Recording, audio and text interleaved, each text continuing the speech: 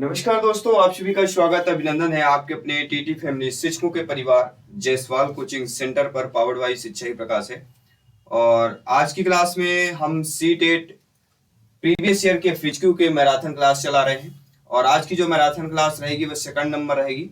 और second number marathon class में आप सभी लोग स्क्रीन पर देख पा रहे हैं, प्रश्न हमारा दिया गया है और सभी को ध्यानपूर्वक प्रश्न को कमेंट करना है, पढ़ना है और आंसर भी देना है।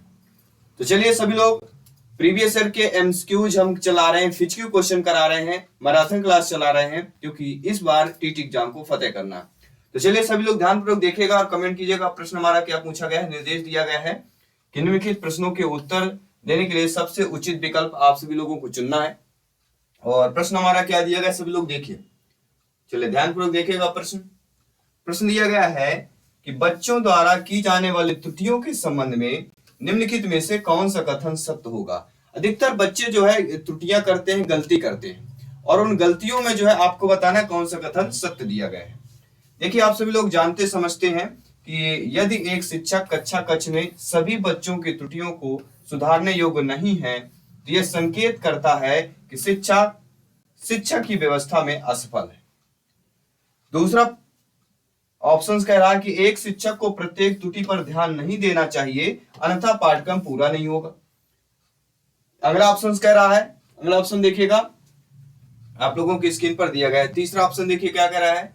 तीसरा ऑप्शन कह रहा है कि प्रत्येक त्रुटि को सुधारने में बहुत अधिक समय लगेगा तथा एक शिक्षक के लिए थकाने वाला होगा। चौथा है, स्वयं बच्चों द्वारा त्रुटियों को सुधारा जा सकता है, इसलिए शिक्षक उन्हें तुरंत नहीं सुधारना चाहिए। ये आपके चार ऑप्शन दिए गए हैं। अब देखिए कैसे आपके एग्जाम में प्रश्न बनते हैं, किस प्रकार के प्रश्नों को सॉल्व करना पड़ता है, आप सभी लोगों को ध्यानपूर्वक देखना और समझना है। चलिए इसका राइट आंसर जान लेते हैं। राइट आंसर जानना सभी को जानना है, तो चलिए ध्यानपूर्वक देख लीजिएगा। इसका सही आंसर क्या होगा, बच्चों द्वारा की जाने वाली त्रुटि के संबंध में निम्नलिखित में से कौन सा कथन सत्य होगा। अगर आप ये जान लिए कि इस प्रश्न का जवाब हमें हल करना कैसे निकालना, अगर इतना चीजें आपके समझ में आ गई तो समझ लीजिए आपने टीटी एग्जाम को क्रैक कर लिया, फतेह कर लिया। अब ध्यानपूर्वक देखिएगा। देखिए, यदि एक शिक्षक कक्षा कक्ष में सभी बच्चों की त्रुटियों को सुधारने योग्य नहीं है तो वह संकेत करता है शिक्षा की व्यवस्था में असफल है। बिल्कुल सही बात है। यह जो है कहीं ना कहीं बच्चों के द्वारा त्रुटियों के संबंध में निम्नलिखित कथन सत्य हो जाएगा, क्योंकि एक शिक्षक को प्रत्येक त्रुटि पर ध्यान नहीं देना चाहिए, गलत होगा, क्योंकि त्रुटियों पर ध्यान देंगे तभी त्रुटियों से हम बच्चों को बचा सकते हैं, त्रुटियों को निकाल सकते हैं, त्रुटियों को बाहर निकालकर उनका समाधान निकाला जा सकता है। प्रत्येक त्रुटि को सुधारने में बहुत अधिक समय लगेगा तो एक शिक्षक के लिए थकाने वाला होगा, तो थकाना शब्द शिक्षक के लिए नेगेटिव है पेडागोजी में, ये आप सभी लोग जानते समझते हैं। और स्वयं बच्चों के द्वारा त्रुटियों को सुधारा जा सकता है, इसलिए शिक्षक उन्हें तुरंत नहीं सुधार सकते। ऐसा नहीं है कि सभी बच्चे तो नहीं सुधार सकते, इसलिए ये भी आपका गलत हो जाएगा। तुम्हारा केवल फर्स्ट ऑप्शन यहाँ पे जो दिया गया वह सही होगा। और हर प्रश्न को, हर ऑप्शन को हम समझ के चलेंगे और जितना बेहतर होगा समझने की हम कोशिश करेंगे, ठीक है ना। जितना बेहतर समझने की कोशिश करेंगे उतना बेहतर हम सभी के लिए होगा, ठीक है। चलिए तो ध्यानपूर्वक देखिएगा और समझिएगा। दूसरा प्रश्न हमारा क्या पूछा गया है। दूसरा प्रश्न आप लोगों की स्क्रीन पर पूछा गया है कि नर्सरी कक्षा में, प्रश्न दिया गया है कि नर्सरी कक्षा में शुरुआत करने के लिए कौन सी वस्तु या थीम जो है सबसे अच्छी होती है। विषय पूछी गई है, सभी लोग बताइए, नर्सरी कक्षा में शुरुआत करने के लिए कौन सी वस्तु या थीम जो है सबसे जो है यहाँ पे अच्छी मानी जाती है। मेरा विद्यालय, मेरा परिवार, मेरा प्रिय मित्र या मेरा पड़ोस, कौन सी इसमें मित्र माना जाता है। सभी लोग बताइएगा कौन सी इसमें बेहतरीन माना जाता है। चलिए सभी लोग बताइएगा। चार बेहतरीन लाजवाब ऑप्शंस आपके स्क्रीन पर दिए गए हैं, चारों ऑप्शन को देखना समझना। देखिए, नर्सरी में शुरुआत करने के लिए कौन सी वस्तु या थीम, और नर्सरी से शब्द से आपको पता है एग्जाम में इस टॉपिक से एक नंबर का एग्जाम में आपका पूछा ही जाना है, इसलिए ध्यानपूर्वक समझिएगा। नर्सरी में सबसे ज्यादा इंपॉर्टेंट होता है मेरा परिवार, माई फैमिली। क्यों होता है, क्योंकि नर्सरी कक्षा में शुरुआत करने के लिए मेरा परिवार विषय वस्तु अच्छी मानी जाती है। क्यों मानी जाती है, क्योंकि नर्सरी कक्षा में बालक को विद्यालय और आपके दोस्त पड़ोस के बारे में ज्ञान नहीं होता है, लेकिन परिवार से संबंधित जैसे माता पिता भाई बहन जो उनके परिवार के सदस्य होते हैं उनके बारे में नॉलेज होता है। इसलिए मेरा परिवार नर्सरी कक्षा में शुरुआत करने के लिए सबसे विषय वस्तु और थीम माई फैमिली, माई परिवार माना जाता है। दूसरा प्रश्न देख लेते हैं। दूसरा प्रश्न है, प्राथमिक कक्षा में सकारात्मक वातावरण निर्मित करने के लिए एक शिक्षक को क्या करना चाहिए। देखिए, आप लोग भी शिक्षक बंधु हैं, आप लोग भी नियुक्त होगी, आप लोग अध्यापक अध्यापिका बनेंगे, तो आप लोग एक बताइए कि प्राथमिक कक्षा में सकारात्मक वातावरण निर्मित करने के लिए एक शिक्षक को क्या करना चाहिए। एक शिक्षक के रूप में, एक अध्यापक अध्यापिका के रूप में क्या करना चाहिए। विभेद नहीं करना चाहिए, प्रत्येक बच्चे के लिए समान लक्ष्य सुनिश्चित करना चाहिए, समूह गतिविधियों के दौरान समाज मिति के आधार पर उन्हें अपने समूह के बनाने की अनुमति देनी चाहिए, सकारात्मक अंत वाली कहानियां सुनानी चाहिए, या सुबह प्रत्येक बच्चों का अभिवादन करना चाहिए। क्या होगा आप स्वयं बताइए, क्योंकि आप भी कहीं ना कहीं तैयारी कर रहे हैं, प्रिपरेशन कर रहे हैं। तो प्राथमिक कक्षा में सकारात्मक वातावरण निर्मित करने के लिए एक शिक्षक को जो है क्या करना चाहिए, आप खुद सोचिए। देखिए, कहीं ना कहीं अगर हमें सकारात्मक वातावरण निर्मित करना है, वो भी प्राथमिक कक्षा में, यानी फर्स्ट क्लास से फिफ्थ क्लास तक के बच्चों की बात की जा रही, तो विभेद नहीं करना, बच्चों में विभेदन की प्रक्रिया ये नहीं करना चाहिए। प्रत्येक बच्चे के लिए समान लक्ष्य, देखिए आपके लिए सभी, प्रत्येक बच्चे आपके लिए समान है, इसलिए प्रत्येक बच्चे का समान लक्ष्य सुनिश्चित करें, बिल्कुल सही है। समूह गतिविधियों के दौरान समाज मिति के आधार पर उन्हें अपने समूह में बनाने की अनुमति दें। तो समाज मिति के आधार पर अगर हम समूह बनाते हैं तो यहाँ पे कहीं ना कहीं जातिवाद की बात आती है, इसलिए नेगेटिव हो जाएगा। सकारात्मक अंत वाली कहानियां सुनानी चाहिए, तो सकारात्मक अंत से मतलब नहीं कि जो सकारात्मक पॉजिटिव कहानी सुनाने से सकारात्मक वातावरण निर्मित हो जाएगा एक शिक्षक को, ये भी ज्यादा इंपॉर्टेंट नहीं है। सुबह प्रत्येक बच्चे का अभिवादन करना, कोई जरूरी नहीं कि प्रत्येक शब्द जो होता है सुबह प्रत्येक बच्चे का अभिवादन कर देने से कहीं ना कहीं सकारात्मक वातावरण निर्मित नहीं होगा। सकारात्मक वातावरण निर्मित तभी होगा जब विभेद न करें और प्रत्येक बच्चे के लिए समान लक्ष्य सुनिश्चित करें, तो अपने अपने समय के अकॉर्डिंग उस लक्ष्य को प्राप्त करेंगे। तो अभी लोग समझ गए सभी लोग अच्छे तरीके से, ठीक है, ठीक है। चलिए बढ़ ले अगले प्रश्न की तरफ। बहुत बहुत धन्यवाद। चलिए देखते हैं, अगला प्रश्न हमारा स्क्रीन पर आ चुका है। अगला प्रश्न भी क्या पूछा जा रहा है ये देख लेते हैं।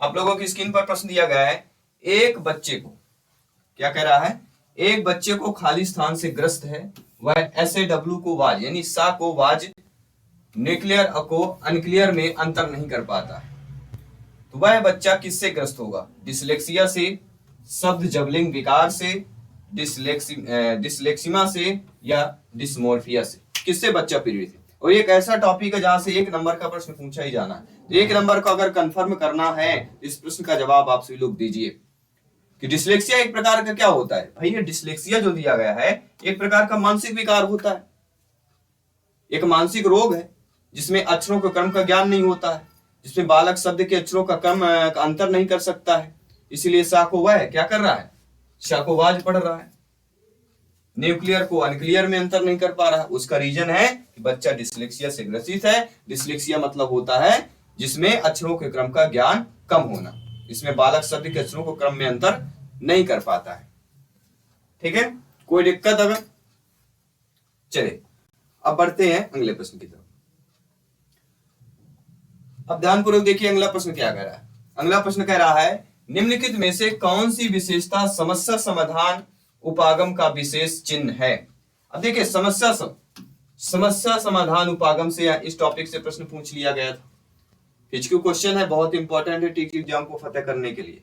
तो कौन सी विशेषता है जो समस्या समाधान उपागम की विशेष चिन्ह है। समस्या मौलिक होती है, सही उत्तर प्राप्त करने का समान एक उपागम होता है, समस्या केवल एक निश्चित प्रकरण पर आधारित होता है, समस्या कथन में संकेत अंतर्निहित रूप से दिया होता है। अब खुद बताइए इस प्रश्न का जवाब हम इस ऑप्शन को कैसे बताएं। हमने बुक भी नहीं पढ़ी है, फिर भी इस प्रश्न का जवाब हम निकाल लेंगे।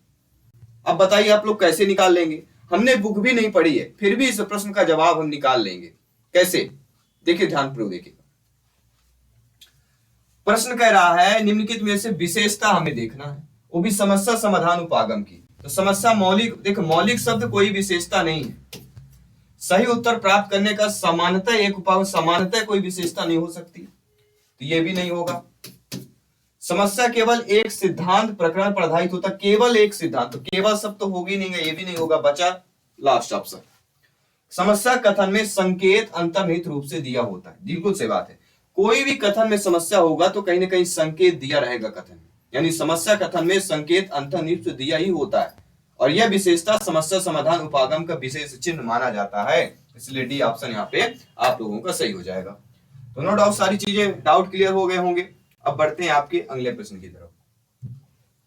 अगला प्रश्न भी लाजवाब प्रश्न है। अगला प्रश्न लाजवाब इसलिए है पूछा गया प्रतिभाशाली विद्यार्थी, पिछड़े बालक, इनसे संबंधित एग्जाम में प्रश्न पूछे जाते हैं, तो आप सभी लोगों को ध्यान देना। तो प्रतिभाशाली विद्यार्थी के बारे में क्या है कि शिक्षकों से स्वतंत्र होते हैं, स्वभाव में अंतर्मुखी होते हैं, अपनी आवश्यकताओं को दृढ़ता पूर्वक नहीं कह पाते हैं या अपने निर्णयों में आत्मनिर्भर होते हैं। देखिए प्रतिभाशाली की अगर विशेषता एक जाने, काफी सारी विशेषताएं हैं, लेकिन सीटेट ने जो माना है कि प्रतिभाशाली छात्र बालक बालिका सदैव क्या होते हैं, अपने निर्णय लेने में क्या होते हैं, वह आत्मनिर्भर होते हैं। इसलिए यहाँ पे ज्यादा पॉजिटिव डी वाला ऑप्शन सही हो जाए। तो नो डाउट सारी चीजें क्लियर हो गई। अब बढ़ते हैं अगले प्रश्न की तरफ। कोई डाउट हो बिल्कुल पूछ लेना है, डाउट नहीं होना चाहिए आपके दिमाग में कि हमारे अंदर डाउट है, बिल्कुल डाउट नहीं होना चाहिए। आइए देखते हैं अगला प्रश्न क्या करें। चिंतन के सूचना प्रक्रमण सिद्धांत में निम्नलिखित चरण आते हैं। देखिए चिंतन का एक सूचना प्रक्रमण सिद्धांत है, इसमें एक चरण दिए गए हैं। इसमें कौन कौन से चरण हैं? प्रतिक्रिया क्रियान्वय, प्रतिक्रिया चयन, श्रेणीकरण, पूर्व प्रकरण। इनको चरणों को सही क्रम में लगाना है। तो चिंतन के सूचना प्रकरण सिद्धांत में चरण दिए गए हैं और इन चरणों को सही क्रम में व्यवस्थित करना है। ठीक है, चलिए व्यवस्थित करिए। मैं थोड़ा पानी पी लेता हूं, आप लोग व्यवस्थित करिएगा, थोड़ा सा पानी पी लेता हूं मैं।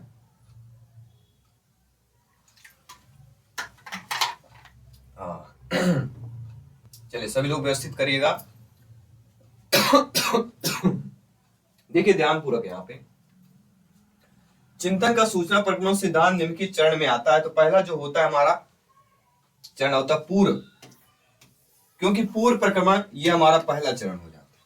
क्योंकि पूर्व प्रकरण ये पहले ही कर लेना, कोई भी चीज करने के पहले पूर्व प्रकरण करने लेना, पूर्व तैयारी कर लेना। पूर्व शब्द लगा मतलब पहला प्रकरण, ये हमारे पहचानने के। ठीक है, किसी में नहीं दिया गया पहला पूर्व प्रकरण, केवल डी ऑप्शन में दिया गया। तो यहीं से हमारा उत्तर क्लियर हो गया, केवल एक ऑप्शन से। फिर भी और देखते हैं। दूसरा कह रहा है पूर्व प्रक्रमण बनाने के बाद हमें उसको श्रेणीबद्ध करना चाहिए, यानी श्रेणीकरण हो जाएगा।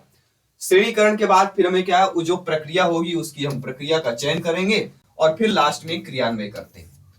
समझ में आ गया ना कैसे करेंगे? चिंतन के सूचना प्रकरण सिद्धांत में सबसे पहले पूर्व में चीजें जो होती हैं प्रक्रमण, वो हमें लिखते हैं। इसके बाद कहेंगे उसको श्रेणीकरण किया जाता है। श्रेणी करने के बाद फिर जो प्रक्रिया उसकी चयन की जाती है, इसके बाद प्रतिक्रिया का क्रियान्वय किया जाता है। तो हमें इन चीजों को समझना है और जितना ज्यादा समझ के एग्जाम में बैठेंगे, एग्जाम को देंगे, उतना बेहतर होगा आप प्रिपरेशन के लिए, आपकी तैयारी के लिए। अगला प्रश्न है सीखने संबंधी नियोग्यताएं सामान्यतः क्या होती? सभी ब्रदर सिस्टर कमेंट करना जिनका सपना अध्यापक अध्यापिका बनना, शिक्षक बनना। जायसवाल सर आप सभी का अभिनंदन करते हैं, आपके अपने टीटी फैमिली शिक्षकों के परिवार जायसवाल कोचिंग सेंटर पर पावर्ड बाय शिक्षा ही प्रकाश है। जैन साथियों ध्यानपूर्वक पढ़ते रहिए, तैयारी जारी रखिए क्योंकि सिलेक्शन यहाँ पे सर्वोपरि। चलिए सीखने संबंधी नियोग्यता। अब नियोग्यता मतलब समझ लीजिए कहीं ना कहीं निगेटिव शब्द है। इन चीजों समझना है कि हमारा प्रश्न कह क्या रहा भैया। प्रश्न हमारा कह रहा है निगेटिव है, तो हमें उत्तर निगेटिव ढूंढना है। चले ढूंढते हैं कि सीखने संबंधी नियोग्यताएं समानताएं क्या होंगी। औसत से श्रेष्ठ बुद्धि वाले बच्चों में पाई जाती है, लड़कियों की तुलना में अधिकार लड़कों में पाई जाती है, अधिकतर उन बच्चों में पाई जाती है जो शहरी क्षेत्रों की अपेक्षा ग्रामीण क्षेत्रों से संबंधित रखते हैं, उन बच्चों में पाई जाती है विशेषताएं जिनके पैतृक अभिभावक इस प्रकार की समस्याओं से ग्रसित होते हैं। अब आपका जवाब क्या होना चाहिए सभी लोग बताइए। चलिए सभी लोग जवाब दीजिएगा। देखिए सीखने संबंधी नियोग्यताएं मतलब उन बच्चों में पाई जाती है जो विशेषताएं जिनके पैतृक अभिभावक इस प्रकार की समस्याओं से ग्रसित होते हैं। नियोग्यता संबंधित यहाँ पे D option according to question सही हो जाएगा। औसत से श्रेष्ठ बुद्धि वाले बच्चों में यहाँ पे तुलनात्मक दे दिया गया, लड़कियों की तुलना मतलब ये भी तुलना शब्द दिया, अधिकतर उन बच्चों में पाई जाती है शहरी और ग्रामीण तुलना। तो जो जिसपे तुलना की जाए भैया, तुलना में कैसे नियोग्यताएं होंगे? नियोग्यताएं वहां होती हैं क्योंकि आप सभी लोग जानते हैं एक पीढ़ी से दूसरी पीढ़ी जब चली जाती है तो सीखने संबंधी नियोग्यताएं समानताएं उन बच्चों में पाई जाती है विशेषता जिनके पैतृक अभिभावक इस प्रकार की समस्याओं से ग्रसित होते हैं। पैतृक मतलब उनकी पुरातत्व, उनके पापा, बब्बा, बब्बा के बब्बा, पिताजी, ऐसे हो गए। मतलब वंशानुगत चलने वाली प्रक्रिया है, कह सकते हैं हम इसको, क्या कह सकते हैं, ये ऐसी प्रक्रिया है जो वंशानुगत चलने वाली है, उसको हम नियोगता, सीखने संबंधी नियोगता को हम वंशानुगत चलने वाली प्रक्रिया कह सकते हैं। ठीक है, चलिए अब बढ़ते हैं अगले प्रश्न की तरफ। अगला प्रश्न ध्यानपूर्वक देखिएगा, बहुत ही अच्छा प्रश्न दिया गया है कि मोनिका जो गणित की शिक्षिका है, राधिका से प्रश्न पूछती है, राधिका से कोई उत्तर न मिलने पर वह तुरंत मोहन से दूसरा प्रश्न पूछती है।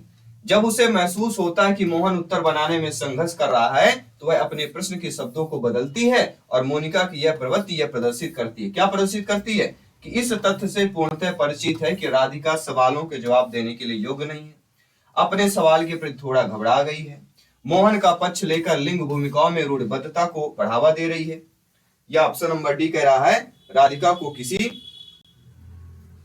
उलझनपूर्ण स्थिति में नहीं डालना चाह रही है। अब आप बताइए इनमें से कौन सही होगा। मोनिका जो गणित की एक शिक्षिका है, ठीक है, और गणित की शिक्षिका है मतलब राधिका से एक प्रश्न पूछ रही है कि राधिका से कोई उत्तर न मिलने पर वह तुरंत मोहन से दूसरा प्रश्न पूछती है, और जब उसे महसूस होता है कि मोहन उत्तर बनाने में संघर्ष कर रहा है तो वह अपने प्रश्न के शब्दों को बदलती है कि मोनिका की प्रवृत्ति कैसे प्रदर्शित हो रही है। देखिए आप सभी लोग जानते हैं ज्ञानी सर्व व्याख्याता लोग हैं, और व्याख्याता लोग इतना तो जानते हैं कि मोहन का पक्ष लेकर लिंग भूमिकाओं में रूढ़िबद्धता को बढ़ावा दे रही हैं। क्यों कह रही हैं? कह रही हैं कि राधिका से एक प्रश्न पूछती है, राधिका क्योंकि लड़की हो गई, राधिका से कोई उत्तर नहीं मिला, मतलब लड़की से उत्तर नहीं मिल रहा है, तो मोहन लड़के से दूसरा प्रश्न पूछती है।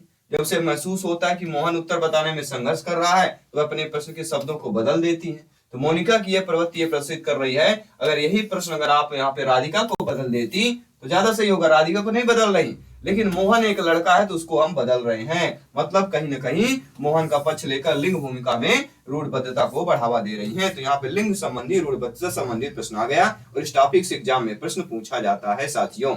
आइए बढ़ते हैं अगले प्रश्न की तरफ। ठीक है, क्या आप सभी तैयार हैं साथियों? हो जाओ तैयार साथियों, अब एग्जाम को फतेह करना है क्योंकि सिलेक्शन 101% पाना है। चलिए हो जाइए तैयार। अगला प्रश्न है, सीखने के लिए आकलन निम्नलिखित का ध्यान रखता है सिवाय, जो सीखने के लिए आकलन होता है इनमें से ध्यान रखना पड़ता है, लेकिन उसके सिवा मतलब एक गलत दिया गया, उस गलत को हमें पहचान करके हमें बताना है इनमें से गलत हमारा कौन सा दिया गया है। चलिए गलत देखिएगा इनमें से कौन सा दिया गया है। देखिए विद्यार्थी की क्षमताएं तो गलत नहीं हो सकती, विद्यार्थी की त्रुटियां, जो सीखेगा वह गलती अवश्य करेगा, विद्यार्थी में क्योंकि अधिगम शैलियां जरूर होंगी, लेकिन विद्यार्थी की आवश्यकताएं, यह सीखने के आकलन के लिए इसके सिवा ध्यान देना चाहिए। विद्यार्थियों की क्षमता पर ध्यान दें, विद्यार्थियों की त्रुटियों पर ध्यान दें और शिक्षार्थी बालक विद्यार्थियों के अधिगम की शैलियों पर ध्यान दें, लेकिन विद्यार्थियों की आवश्यकताओं पर ध्यान नहीं दें, क्योंकि सीखने के लिए आकलन विद्यार्थी की आवश्यकता का ध्यान नहीं देते, जबकि सीखने के लिए आकलन विद्यार्थी की क्षमता, उनकी त्रुटि और अधिगम शैली पर ध्यान रखते हैं, तो उनकी आवश्यकता पर ध्यान नहीं दी जाती है। ठीक है, सभी लोग समझ गए, इसमें कुछ ऐसा ज्यादा नहीं था कि बहुत ही ज्यादा चीजें डीपली दी गई है। ठीक है, तो आप लोग ध्यानपूर्वक समझिएगा। बढ़ते हैं अगले प्रश्न। चलिए तैयार हो जाइए, इस प्रश्न का जवाब आप लोगों को देना है, बिल्कुल इस प्रश्न का जवाब आप लोगों को देना और अच्छे तरीके से देना, और ये आपके टीटी एग्जाम में आए हुए प्रश्न सारे। हमारा प्रश्न कह रहा है, एक समान जुड़वा भाइयों में से एक को सामाजिक आर्थिक रूप से धनाढ्य परिवार पर गोद लिया जाता है। एक परिवार में दो बेटे होते हैं और एक बेटे को बड़ा ये घर, संपन्न घर में उसको जो है क्या लिया जाता है, गोद लिया जाता है। ठीक है, गोद लेना समझते हैं ना सभी लोग। और दूसरे को एक निर्धन परिवार में, दो अनजान है, माता पिता मान लीजिए नहीं है, मान लीजिए गोद लिया जाता है, तो एक गोद जो है धन परिवार सब कुछ उपलब्ध, वो उस बच्चे गोद लेता है, एक निर्धन परिवार उस दूसरे भाई को गोद लेता है। 1 वर्ष के बाद उनके बुद्धि लब्धांक के बारे में बताइए, क्या अवलोकित होने की सर्वाधिक संभावना होगी। 1 वर्ष बाद जब बुद्धि लब्धांक उनका देखा जाए तो क्या होगा। अब देखिए आपके दिमाग चेक कर रहा है, कुछ लोग बोलेंगे अरे वो तो धन बड़ सब कुछ उसके पास था तो उसके पास दिमाग जो है ज्यादा होगा, खाना पीना अच्छा उसका होगा, क्योंकि खान पीना अच्छा होगा तो स्वास्थ्य अच्छा होता है, जब स्वास्थ्य अच्छा होगा तो दिमाग भी अच्छा होता है। और बेचारा दूसरा भाई गरीब घर में गया, खाने के भी पूरे हो सकता है, पेट भरने के लिए लाले पड़ते हो। ठीक है, अब समझिएगा, दोनों समान रूप से अंक प्राप्त करेंगे। धनी सामाजिक आर्थिक परिवार वाले लड़के की अपेक्षा निर्धन परिवार वाला लड़का अधिक अंक प्राप्त करेगा। ये सामाजिक आर्थिक स्तर बुद्धि लब्धांक को प्रभावित नहीं करता है। निर्धन परिवार वाले लड़के की अपेक्षा जो धनी और सामाजिक आर्थिक परिवार वाला लड़का होगा वह अधिक अंक प्राप्त करेगा। कौन अधिक अंक प्राप्त करेगा, धनी वाला या निर्धन वाला? देखिए साथियों, सामाजिक आर्थिक स्तर बुद्धि लब्धांक को प्रभावित नहीं करता। आप के पास कितना पैसा रुपया है, इससे कोई प्रभावित नहीं करता। किसी भी प्रकार से बच्चों के बुद्धि लब्धांक को सामाजिक आर्थिक स्तर प्रभावित नहीं करती। ए टू जेड आपका यहीं से आंसर क्लियर हो जाता है। चलिए बढ़ते अगले प्रश्न की तरफ। निम्नलिखित में से कौन सा सूक्ष्म गति कौशल का उदाहरण है? दौड़ना, लिखना, फुदकना या चढ़ना। सूक्ष्म गति कौशल, इस टॉपिक से एग्जाम में प्रश्न पूछे जाते हैं, तो ध्यान रखिएगा। सूक्ष्म गति कौशल, ठीक है। चलिए सभी लोग बताइए। देखिए सूक्ष्म गति कौशल एक कैसे होता है, ध्यान रखिएगा। सूक्ष्म गति कौशल क्या होगा हमारा, एक चीज आपको ध्यान रखना है, शारीरिक, शारीरिक शब्द दिया गया है।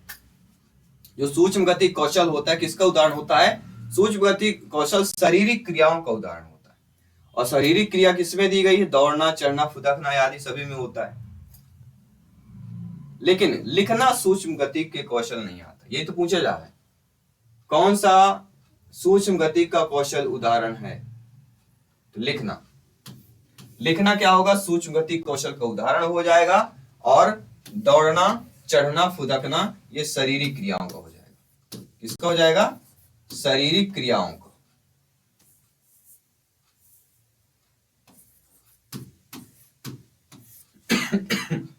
शारीरिक क्रिया में दौड़ना, चढ़ना, फुदकना, और सूक्ष्म गति कौशल में आप क्या होगा जाएगा?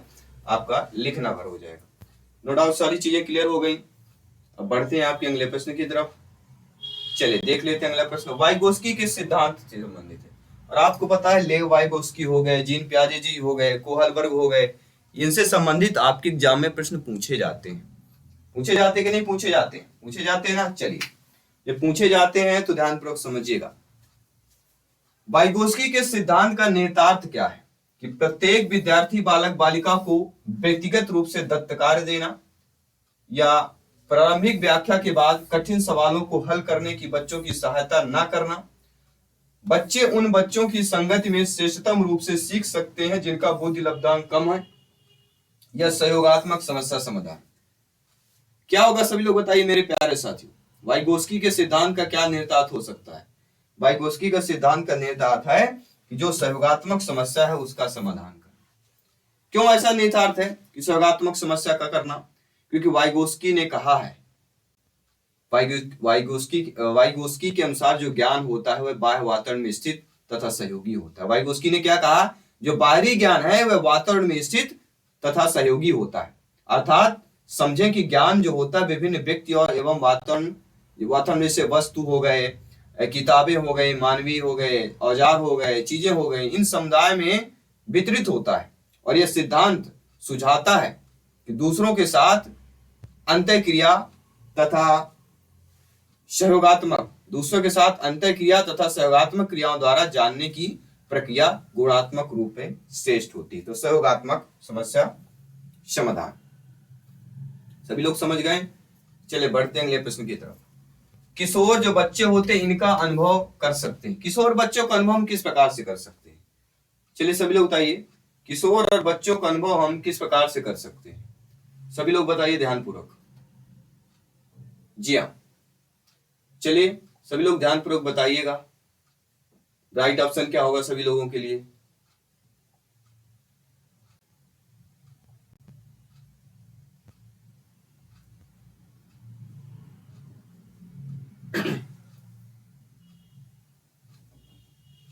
सभी लोग बताइए ध्यानपूर्वक। अब यहां पर देखिएगा ध्यानपूर्वक। किशोर का अनुभव कर सकते हैं दुश्चिंता और स्वयं से सरोकार करके, बचपन में किए गए अपराधों के प्रति डर के भाव, आत्मसिद्धि के भाव, जीवन के बारे में प्रतिरप्ति के भाव।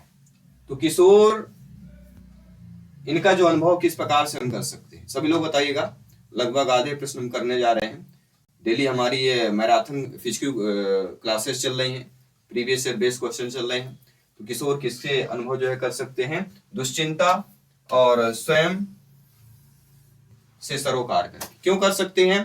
क्योंकि किशोर जो होते हैं दुश्चिंता स्वयं से सरोकार का अनुभव करते हैं। क्यों करते हैं? कि वे अपने रंग रूप, स्वास्थ्य, मान सम्मान, आर्थिक स्थितियां, सामाजिक स्वीकृति और आपके क्या कहते हैं शैक्षणिक प्रगति जो होती है वह बड़े जोरदार व्यवस्थित होती है और प्रति सदैव व्यग्र रहता है, सदैव व्यक्ति रहता है। तो वह अपने रंग रूप, स्वास्थ्य, मान सम्मान, आर्थिक स्थिति, सामाजिक स्वीकृति, शैक्षिक प्रगति, भावी व्यवस्था आदि के प्रति सदैव क्या रहता है? बिल्कुल तटस्थ रहता है। इसलिए दुश्चिंता और स्वयं सरोकार कर सकता है। दुश्चिंता और स्वयं सरोकार किशोर अपने अनुभव, किशोर जो होता है दुश्चिंता और स्वयं से सरोकार का अनुभव कर सकता है। पहला ऑप्शन यहाँ पे सही हो जाए। चलिए बढ़ते हैं अगले प्रश्न की तरफ। अगला प्रश्न भी आप लोगों की स्क्रीन पर है, और स्क्रीन पर है तो मतलब समझ गए कि शारीरिक रूप से सक्षम बच्चों को समानतः क्या होता है। जो बच्चे शारीरिक रूप से सक्षम होते हैं, ध्यान रखिए, जो बच्चे शारीरिक रूप से सक्षम होते हैं उसमें डिस्थीमिया, डिस्कैल्कुलिया, डिस्ग्राफिया, डिसलेक्सिया। देखिए जो बच्चे शारीरिक रूप से सक्षम होते हैं उनको क्या हो सकता है? बहुत सी नॉर्मल सी बात है, ध्यान रखिए। शारीरिक रूप से सक्षम बच्चों को समानतः डिस्ग्राफिया। डिस्ग्राफिया क्या है? डिस्ग्राफिया कोई रोग नहीं है, ये एक प्रकार का विकार होता है जो शारीरिक रूप से सक्षम बच्चों में समानतः पाया जाता है। उसमें बच्चे की लिखावट व समझने की क्षमता पर असर पड़ता है, तो डिस्ग्राफिया। बाकी डिस्कैल्कुलिया, डिस्थीमिया, डिसलेक्सिया तीनों क्या है? ये सक्षम बच्चों में समानतः नहीं होता, या डिस्थीमिया, डिसलेक्सिया, डिस्कैल्कुलिया कहीं ना कहीं इनमें क्या हो गया,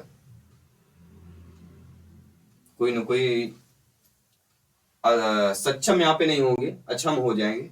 ठीक है, सही रूप से जो अक्षम बच्चे होते हैं, परिपक्व नहीं होते हैं, उनको ये रोग हो जाते हैं। या आपकी क्या होता है, अक्षमता बोलते हैं ना, वही अक्षमता की बात कर रहे हैं। चलिए बढ़ते हैं। आंशिक पुनर्बलन, ये बहुत अच्छा है, कई बार आपके टीटी एग्जाम में आंशिक पुनर्बलन याद रखिए। चलिए सभी लोग बताइए आंशिक पुनर्बलन है क्या चीज दोस्त? आंशिक पुनर्बलन बहुत ही अच्छा प्रश्न दिया गया है। आंशिक पुनर्बलन दिया गया है, ध्यानपूर्वक देखिएगा। आंशिक पुनर्बलन सतत पुनर्बलन की अपेक्षा कम प्रभावी होता है, वास्तविक कक्षा कक्ष में अनुप्रयुक्त नहीं किया जा सकता है, पशुओं को प्रशिक्षित करने में सर्वाधिक कार्य करता है, सतत पुनर्बलन की अपेक्षा अधिक प्रभावी होता है। देखिए जो आंशिक पुनर्बलन होता है ये कहीं ना कहीं सतत जो पुनर्बलन की अपेक्षा अधिक प्रभावी होता है। मतलब सतत पुनर्बलन से बड़ा क्या हो जाएगा? आंशिक। यहां पर प्रभाविता की अगर बात करते हैं तो आंशिक, यहां आंशिक जो पुनर्बलन होता है सतत पुनर्बलन की अपेक्षा ज्यादा प्रभावी होता है, सतत पुनर्बलन कम होता है। क्यों होता है? क्योंकि सतत पुनर्बलन आंशिक पुनर्बलन से अभिप्राय होता है कि जो कई जो सही अनुक्रियाएं होती है उनके उपरांत पुनर्बलन देने से। इसमें छात्र क्या होता है कि किसी भी अनुक्रिया पर पुनर्बलन मिलेगा इसका पता नहीं होता है, इससे वह प्रत्येक अनुक्रिया से तत्परता से कर सकता है। तो आंशिक पुनर्बलन ज्यादा इंपॉर्टेंट हो जाता है। अगला है एक सशक्त विद्यालय अपने शिक्षकों में निम्नलिखित योग्यताओं में से किसे सर्वाधिक बढ़ावा देगा? एक कैसा सशक्त विद्यालय ये शब्द दे दिया क्या ना, सशक्त, ये शब्द थोड़ा वजन डाल देता है। ये सशक्त शब्द है, प्रश्न में वजन डाल दिया और प्रश्न में वजन डालने का काम कर दिया। तो शिक्षकों में निम्नलिखित योग्यता में से किसे सर्वाधिक बढ़ावा मिलेगा? अब बताइए सभी लोग, किसे सर्वाधिक मिलेगा? अनुशासित स्वभाव को मिलेगा, प्रतिस्पर्धात्मक अभिवृत्ति को मिलेगा, परीक्षण करने की प्रवृत्ति से मिलेगा, या स्मृति से मिलेगा? सभी लोग बताइए किससे मिलेगा? तो ये हमारे प्रतिस्पर्धात्मक अभिवृत्ति से मिलेगा, क्योंकि सशक्त है ना। तो जब सशक्त विद्यालय है तो शिक्षकों में जो है योग्यताओं में किसे सर्वाधिक बढ़ावा दिया जाएगा? प्रतिस्पर्धात्मक अभिवृत्ति को दिया जाएगा, क्योंकि एक सशक्त विद्यालय अपने शिक्षकों में निम्नलिखित योग्यताओं में से सदैव जो है प्रतिस्पर्धात्मक अभिवृत्ति को सर्वाधिक बढ़ावा देगा। चलिए बढ़ते अगले प्रश्न की तरफ। अगला प्रश्न प्यारा सा प्रश्न दिया गया, प्यारा सा कमेंट करना सभी लोगों को कि निम्नलिखित में से अंतः विषयी अनुदेशन का सर्वोत्कृष्ट लाभ क्या होता है? अंतः विषयी अनुदेशन, आंख बंद करके आंसर आप दे सकते हैं इसका, आंख बंद करके। कैसे आंख बंद करके आप लोग देंगे? क्योंकि अंतः विषयी अनुदेशन का मतलब होता है विद्यार्थियों को सीखे गए ज्ञान का बहु संदर्भों में अनुप्रयोग करना और सामान्यीकृत करने के अवसर दिए।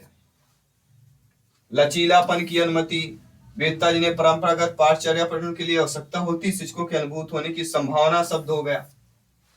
विद्यार्थियों विभिन्न विषय क्षेत्रों के विशेष प्रकरणों के प्रति जो है नापसंदगी, ये निगेटिव दे दिया गया। सीधे पॉजिटिव है कि विद्यार्थियों को सीखे गए ज्ञान का बहु संदर्भों में अनुप्रयोग करना और सामान्यीकृत करने के अवसर देना। तो अवसर एक पॉजिटिव चीजें होती है। तो हमें ऑप्शन को देखकर भी हम सटीक आंसर लगा सकते हैं। और यह चीज अगर माइंड की मेमोरी में आपके सेव हो गई तो एग्जाम को फतेह करने से आपको कोई नहीं रोक सकता। जो आपके माता पिता का सपना हुआ अवश्य साकार होगा। चलिए बढ़ते हैं अगले प्रश्न पर। वे शिक्षार्थी बालक बालिका जो समृद्ध ज्ञान और शैक्षणिक दक्षता की हार्दिक इच्छा प्रदर्शित करते हैं, उनके पास क्या होता है? निष्पादन उपागम अभिविन्यास, निष्पादन परिहार अभिविन्यास, कार्य परिहार अभिविन्यास या निपुणता अभिविन्यास? क्या हो जाएगा? सभी लोग बताइए, सभी लोग बताइए ध्यानपूर्वक इस पर क्या होगा। और आप लोगों को कमेंट करना बहुत ही अनिवार्य है। जितना बेहतर होगा आप कमेंट करेंगे उतना बेहतरीन सारी चीजें होने वाली है। तो बेहतरीन बेहतरीन कमेंट करिए और बेहतरीन एग्जाम के लिए यहाँ पे बेस्ट रिजल्ट पाइए, ठीक है ना। तो बेस्ट रिजल्ट पाना है तो कमेंट करना पड़ेगा साथ ही। चलिए कमेंट करिए, वे शिक्षार्थी बालक बालिका जो समृद्ध ज्ञान और शैक्षणिक दक्षता की हार्दिक इच्छा प्रदर्शित करते हैं, उनके पास क्या होता है? देखिए ऐसे बच्चों में जो ऐसी चीजें प्रदर्शित करते हो उनके पास क्या हो सकता है? देखिए जिन शिक्षार्थियों के पास निष्पादन उपागम अभिविन्यास होता है, जिन शिक्षार्थियों के पास निष्पादन पहला निष्पादन उपागम अभिविन्यास होगा, वे शिक्षार्थी बालक बालिका समृद्ध ज्ञान और शैक्षणिक दक्षता की हार्दिक इच्छा प्रदर्शित करेंगे। किसका हो जाएगा? निष्पादन उपागम अभिविन्यास। First option is the right answer. अगला प्रश्न देखिएगा, शिक्षक खाली स्थान के अलावा निम्नलिखित सभी को करते हुए समस्या समाधान को विद्यार्थियों के लिए मजेदार बना सकता है। देखिए शिक्षक, क्योंकि आप सभी लोग शिक्षक बंधु हैं, आप लोग सभी लोग अध्यापक अध्यापिका हैं, तो आप लोगों के नॉलेज में चीजें होना चाहिए। शिक्षक को जब विद्यार्थी स्वयं से कोई कार्य करने की कोशिश कर रहा हो, क्या होगा यहाँ पे? ध्यानपूर्वक देखिएगा। शिक्षक किसके अलावा निम्नलिखित सभी को करते हुए समस्या समाधान को विद्यार्थियों के लिए मजेदार बना सकता है? सृजनात्मक चिंतन के लिए असीमित अवसर उपलब्ध कराना, अवसर दे रहा, पॉजिटिव हो जाएगा। जब विद्यार्थी स्वयं से कोई कार्य करने की कोशिश कर रहा हो तो उसे परिपूर्णता की अपेक्षा करना, मुक्त अंत वाली सामग्री उपलब्ध कराना या मुक्त खेल के लिए समय देना। तो सबसे ज्यादा पॉजिटिव कौन सा होगा? सबसे ज्यादा पॉजिटिव है कि जब विद्यार्थी स्वयं से कोई कार्य कर रहा हो या कोशिश कर रहा हो तो उसने परिपूर्णता की अपेक्षा कर। मजेदार बना रहा है समस्या समाधान में, क्यों बना रहा है? क्योंकि मेरे प्यारे मित्र आप सभी लोग जानते हैं कि शिक्षक जो टीचर होते हैं, जब विद्यार्थी स्वयं को कोई कार्य करने की कोशिश कर रहा होता है तो उसे परिपूर्णता की अपेक्षा नहीं करनी चाहिए, बल्कि उनके द्वारा किए गए त्रुटियों को कम करने के लिए उन्हें प्रेरित करना चाहिए।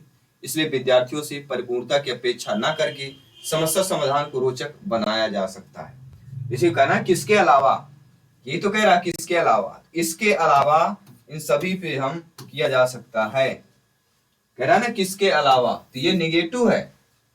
परिपूर्णता की अपेक्षा करना, अवसर उपलब्ध कराना पॉजिटिव हो जाएगा। मुक्त अंत वाली सामग्री उपलब्ध शब्द पॉजिटिव होता है। मुख्य के लिए समय देना ये पॉजिटिव होता है। इन सब पॉजिटिव वर्डों को हमें पहचानना, ये पॉजिटिव वर्ड को हमने पहचान लिया, समझिए एग्जाम को फतेह हो गया।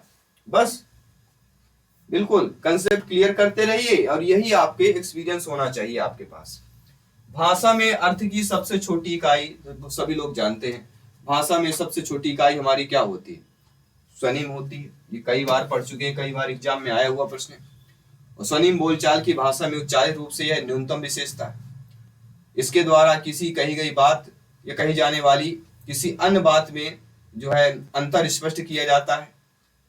और श्रवणात्मक दृष्टि से किसी भाषा में भाषा बोली में समान जो स्वनों का समूह होता है उसे वितरण का एक ढांचा कहलाता है। स्वनिम क्या होगा? वितरण का एक ढांचा स्वनिम हो जाएगा।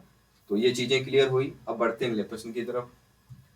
अगला प्रश्न प्यारा सा है कि सहबुद्ध सिद्धांत निम्नलिखित निहितार्थ देता है सिवाय। सिवाय मतलब समझिए नेगेटिव, एक नेगेटिव होगा, उसके सिवाय सारे सही होंगे। तो किसके सिवाय हमें देखना? बहुबुद्धि सिद्धांत से संबंधित प्रश्न आया है। तो बहुबुद्धि का मतलब विविध तरीकों से सीखने का आकलन करना, बिल्कुल सही बात है। संवेगात्मक बुद्धि बुद्धिलब्ध से संबंधित नहीं है। संवेगात्मक जो बुद्धि होती है बुद्धिलब्ध से संबंधित नहीं होती है, बिल्कुल सही बात है। बुद्धि प्रक्रमण संक्रियाओं का एक विशिष्ट समुच्चय समाधान के लिए किया जाता है। क्या ये गलत है? देखिए साथियों, बहुबुद्धि सिद्धांत के अंतर्गत विविध तरीकों में सीखने का आकलन होता है और ये किसी भी प्रकार में संवेगात्मक बुद्धिलब्ध से संबंधित नहीं है, क्योंकि बहुबुद्धि में विषयों को विभिन्न तरीकों से प्रस्तुत किया जाता है। विषयों को विभिन्न तरीकों से प्रस्तुत किया जाता है, बिल्कुल सही बात है। अकॉर्डिंग क्वेश्चन किसके अलावा? ये सही हो जाएगा, ये सही हो जाएगा, इसके अलावा, सी के अलावा सारे सही।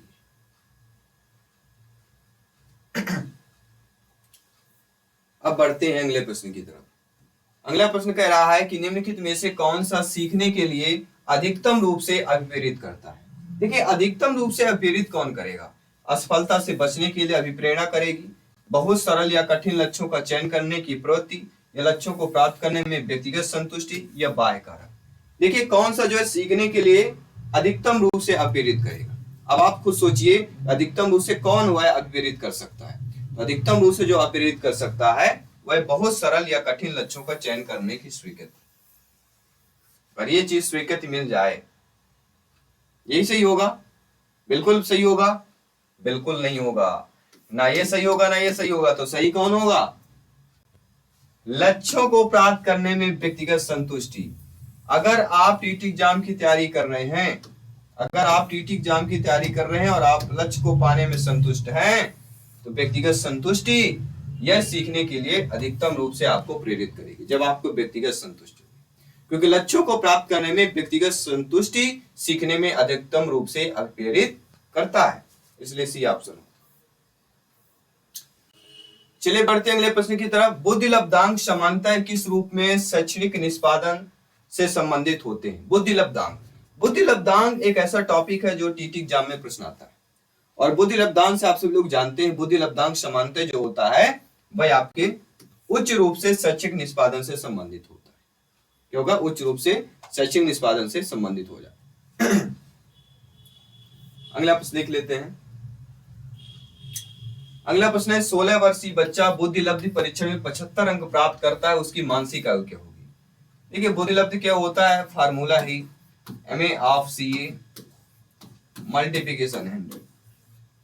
MA मतलब मानसिक आयु, वास्तविक आयु यानी करेंट एज, मल्टीप्लिकेशन 100 कर दीजिए, आपका निकल के आ जाएगा। मानसिक आयु, IQ हमारा कितना दिया गया है? IQ कह रहा 75 अंक है, तो IQ बराबर यही फार्मूला होता है। यहाँ पे हमारा 75 रख दीजिए, 75 बराबर, तो 75 और क्या आ जाएगा?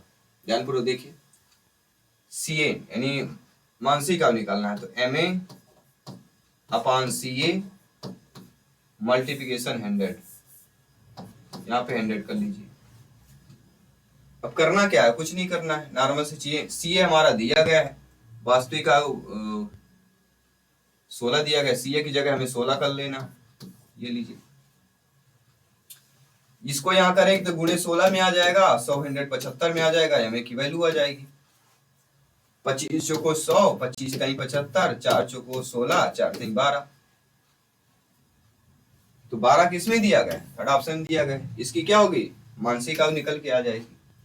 अगर मानसिक आयु हमें कितना पता है? 12 है, वास्तविक आयु 16 है, गुणे 100 कर लीजिए, आपकी IQ निकल के आ जाएगा। देख लीजिए, आंसर भी आपका क्लिक हो जाएगा। इसको करेंगे 4 3 12, 4 चौक 16, 4 एकम 4 25 और 25 3 75। देखिए वही चीजें आ रही, तो राइट आंसर भी आप निकाल सकते हैं, जो कि बहुत ही नॉर्मल सी चीजें हैं।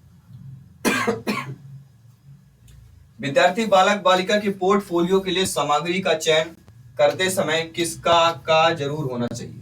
देखिए, पोर्टफोलियो से संबंधित प्रश्न आएगा, कोई भी प्रश्न आ सकता है। पोर्टफोलियो के बारे में आप सभी को नॉलेज होना चाहिए। और आप जानते हैं कि पोर्टफोलियो जो होता है, विद्यार्थियों में पोर्टफोलियो के लिए सामग्री का चयन करते समय विद्यार्थियों में क्या होना चाहिए? विद्यार्थी और समावेशन, अर्थात विद्यार्थियों के पोर्टफोलियो के लिए सामग्री का चयन करते समय विद्यार्थी का समावेशन जरूर होना चाहिए। विद्यार्थी का समावेशन बहुत जरूरी होता है, इसलिए B option is the right answer. बढ़ते अगले प्रश्न की तरफ। अगला प्रश्न कह रहा है सफल समावेशन को निम्नलिखित की आवश्यकता होती है, किसके सिवाय? देखिए, कोई भी जब सफल समावेशन किया जाता है या होता है तो सफल समावेशन संवेदनशील बनाना होता है, अभिभावकों की भागीदारी भी होती है और क्षमता संवर्धन होता है। पृथक्करण करना, पृथक्करण मतलब क्या होता है? अलग कर देना। तो अलग शब्द क्या है? अलग शब्द निगेटिव है पेडागोजी में, तो ये हो ही नहीं सकता है। तो इसके सिवाय सफल समावेशन की आवश्यकता होती, संवेदनशील बनाने की आवश्यकता होती है, अभिभावकों की भागीदारी की आवश्यकता होती है और क्षमता संवर्धन की आवश्यकता होती है। ठीक है, पृथक्करण के अलावा इन सारी चीजों की आवश्यकता होती है। अगला प्रश्न देखिए। अगला प्रश्न कह रहा है कि विद्यालय में लिंग भेदभाव से बचने का सर्वोत्तम तरीका क्या हो सकता है? अगर विद्यालय में लिंग भेदभाव से बचना है, इसके लिए सर्वोत्तम तरीका क्या होगा? कि शिक्षकों द्वारा उसके लिंग पक्षतापूर्ण व्यवहारों का अधिसंज्ञान, पुरुष से महिला शिक्षकों को समान संख्या में भर्ती करना, विद्यालय में लिंग भेदभाव को दूर करने के लिए नियम बनाना, कड़ाई से उसका पालन करवाना, या संगीत प्रतियोगिता के लिए लड़कियों की अपेक्षा अधिक लड़कों का चयन करना। अब बताइए यहाँ पे क्या आंसर होगा? सभी चीजें बताइए, राइट आंसर क्या हो जाएगा? जी हाँ, प्रश्न दिया गया है विद्यालय में लिंग भेदभाव से बचने का सर्वोत्तम तरीका क्या हो सकता है? विद्यालय में अगर लिंग भेदभाव से बचना है तो शिक्षकों द्वारा जो पक्षपात पूर्ण होता है, इसके व्यवहारों को क्या करना है? अधिसंज्ञान। क्योंकि विद्यालय में लिंग भेदभाव से बचने का सर्वोत्तम तरीका है शिक्षकों द्वारा उनके लिंग पक्षपातपूर्ण व्यवहारों का अधिसंज्ञान करना। और अगला प्रश्न है साथियों कि सह शैक्षणिक क्षेत्रों में निष्पादन के आधार पर शैक्षिक क्षेत्रों में निष्पादन के स्तर को बढ़ाने का औपचारिक स्थापना किस आधार पर किया जाता है? किस आधार पर करेंगे भाई? आपका क्या कर रहा है? सह शैक्षणिक क्षेत्र की बात कर रहा है। तो सह शैक्षणिक क्षेत्रों में निष्पादन के आधार पर शैक्षिक क्षेत्रों में निष्पादन के स्तर को बढ़ाने का औचित्य स्थापन किस आधार पर करेंगे? देखिए, औचित्य स्थापन है मतलब कहीं ना कहीं यह व्यक्तिगत विभिन्नताओं को संतुष्ट करता है। सह शैक्षणिक क्षेत्रों में निष्पादन के आधार पर शैक्षिक क्षेत्रों में निष्पादन के स्तर को बढ़ाने का औचित्य व्यक्तित्व विभिन्नताओं को संतुष्ट करता है। और 30वां प्रश्न आप लोगों की स्क्रीन पर है कि विद्यालय में नियमित उपस्थिति के लिए वंचित बच्चों को प्रोत्साहित करने का निम्नलिखित में से कौन सा तरीका सर्वाधिक होगा? अब विद्यालय में नियमित उपस्थित बच्चों को बनाना है, तो जो वंचित बच्चे मतलब विद्यालय जो बच्चे नहीं आ रहे हैं उनको प्रोत्साहित करना कि वो भी आए, तो सर्वाधिक तरीका बताना है। आवासीय विद्यालय खोल दिया जाए, बच्चों को विद्यालय आने की अनुमति ना देने को कानून दंडनीय अपराध दिया जाए, दंडनीय अपराध करना गलत है। विद्यालय द्वारा बच्चों को एकत्रित करने के लिए एक व्यक्ति को नियुक्त किया जाए जो प्रति घरों में लेकर जाए, या बच्चों को आकर्षित करने के लिए प्रतिदिन 5 रुपए देना। पैसे देना मतलब घूस देना हो जाएगा, तो घूस देना क्या सही है? हमारे संविधान में घूस देना क्या सही है? गलत है भैया, बिल्कुल सरासर गलत है। तो सही क्या हो सकता है? सही हो सकता है आवासीय विद्यालय खोल दें, बच्चे वहीं पर। मतलब विद्यालय में नियमित उपस्थिति के लिए वंचित बच्चों को प्रोत्साहन करने के लिए आवासीय विद्यालय खोलना, यह तरीका बेस्ट माना जाएगा, सर्वाधिक बेस्ट तरीका माना जाता है। और कहीं ना कहीं आज एक चीज हुई है, सभी को शायद नॉलेज भी होगा कि आज एक ऐसी घटना हुई है कि हमारे जो महाराष्ट्र जी के डिप्टी सीएम अजीत पवार जी थे, वो बहुत ही उनका वर्चस्व था। आज कहीं ना कहीं हेलीकॉप्टर जो दुर्घटनाग्रस्त हुई, तो ये हमें क्या सिखाती है? मैं उनकी प्रति संवेदना व्यक्त है हमारी, उनके परिवार को मजबूती प्रदान करें। और देखिए, जीवन की अनिश्चितता की देखिए, आप जीवन की अनिश्चितता पर आधारित आपका जो भावना बिल्कुल सही है। जीवन कब कहां और कैसे बदल जाए कोई नहीं जानता। जीवन कब कहां कैसे बदल जाए कोई नहीं जानता है। इसलिए जरूरी है कि हम हर पल को इंसानियत, सच्चाई और अच्छे कर्मों से साथ करें, सच्चाई और अच्छे कर्मों के साथ जिए और किसी का दिल न दुखाएं और जितना हो सके मदद करें, क्योंकि अच्छे कर्म ही इंसान की असली पहचान होते हैं। अगर आपके कर्म अच्छे हैं तो आपको पहचाना जाएगा, याद रखिएगा। तो अच्छे कर्म ही इंसान की पहचान होते हैं, बाकी सब कुछ क्षणभंगुर है। कितना भी दौलत पैसा आए, कब आपसे छुट जाए और कब आप दुनिया से प्यारे हो जाएं, समझ जाइए। इसलिए आज अच्छा बनिए, आज अच्छा बनिए और अच्छा करिए, क्योंकि कल की कोई गारंटी नहीं है साथियों, कि हम और आपकी कोई गारंटी नहीं। इसलिए आज अच्छा करिए। अगर आज हम जीवन में हैं, जी रहे हैं, तो आज हमें बेहतर करने की कोशिश करना चाहिए। तो हमें इससे क्या सीखने को मिलता है कि आज की जिंदगी में जो भी हमें चीजें मिल रही हैं, उसे हमें बेहतर सीखना चाहिए और उन्हीं से ये सीखने की जरूरत है कि आज अगर बेहतर हम कर पाते हैं लोगों के लिए, हमारी कोशिश है जब तक हमें तो हम लोगों की मदद कर पाए ऐसी, और कहीं ना कहीं मदद कर पाते हैं। और हमारा भी ऐसी चीजें कि जितना ज्यादा बेहतर मदद कर पाएंगे उतना बेहतर होगा। कि जिंदगी जो है बहुत ही अनिश्चित होती है, क्योंकि जिंदगी की कोई निश्चितता नहीं आज की डेट में, समय देखा जाए, ठीक है। तो आज अगर किसी का दिल जीत लिया है तो यह सबसे बड़ी कमाई है। आज की डेट में किसी का दिल जीतना सबसे बड़ी कमाई यही है, क्योंकि अच्छा इंसान बनना है तो सबसे बड़ी उपलब्धि क्या होती है? अच्छा इंसान बनने की सबसे बड़ी उपलब्धि होती है अच्छे कर्म हो आपके, और अच्छे कर्म ही आपको अमर बनाते हैं। भाई अच्छे कार्य करेंगे तभी तो लोग याद करेंगे। अमर बनना मतलब लोग आपको याद करते रहे। अच्छे कर्म ही आपको अमर बनाते हैं। कल किसने देखा है? कल कोई नहीं जानता कि कल क्या होने वाला है।